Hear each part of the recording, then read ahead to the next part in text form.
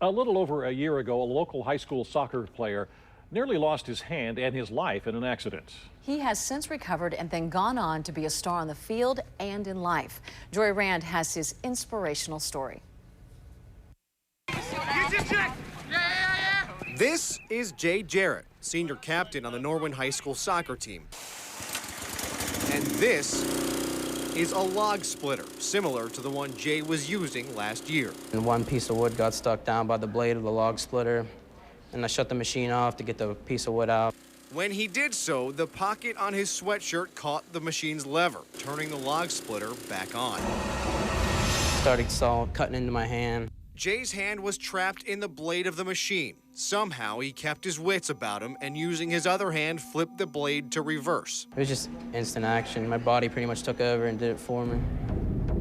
His hand now free, Jay quickly saw just how bad the situation was. My pinky was just hanging on by a little thread, so then I knew I had to get help quick or it wouldn't turn out too good. Help, though, was a ways off. Jay's two friends were working about a quarter-mile away, one on a lawnmower, the other with a weed whacker. Neither could hear Jay's calls for help.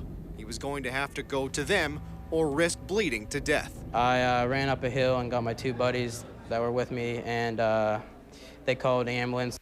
Jay spent 6 hours in surgery, doctors putting his mangled hand back together. Even then, there were no guarantees. After the first surgery, the doctor wasn't sure if I was going to have full function, and then he was talking about maybe amputating it. Like, once we got him to hospital, we knew he was going to live, but we didn't think he was going to have a hand, to be honest with you. Soccer soon became an afterthought, at least in everyone's mind but Jay's, because even under strict warnings from doctors that exercise of any kind could cause further damage to his hand, Jay was ready to start preparing for his senior year on the soccer team. I remember one day my dad came in my room and I was doing sit-ups, and I got yelled at because I wasn't cleared to do any exercise yet. 2 days after we got home from the hospital, and we're like, I don't think you're supposed to do that. And the surgeons are, no, that's not a good idea. That hard work helped Jay through the months of therapy, the additional surgeries as recently as last month. Finally, he was cleared for soccer in time to captain his Norwin team, leading the Knights in scoring. It was really hard. I mean, I could cry now, but it was amazing to see him out there playing, and he missed his whole spring season with his cup team, but when we first saw him walk out being a captain, it was pretty amazing. So while the one-year anniversary of the accident last month brought with it some painful memories, I kept replaying it over and over in my head. Jay also came away with a new thought. It made me think about it and how far I've come in a year, and I never thought I'd be this lucky to have this much function in my hand. And for those who are still wondering, the most famous question is how bad did it hurt? You know, the answer is always a lot. Jory Rand, KDKA-TV Sports.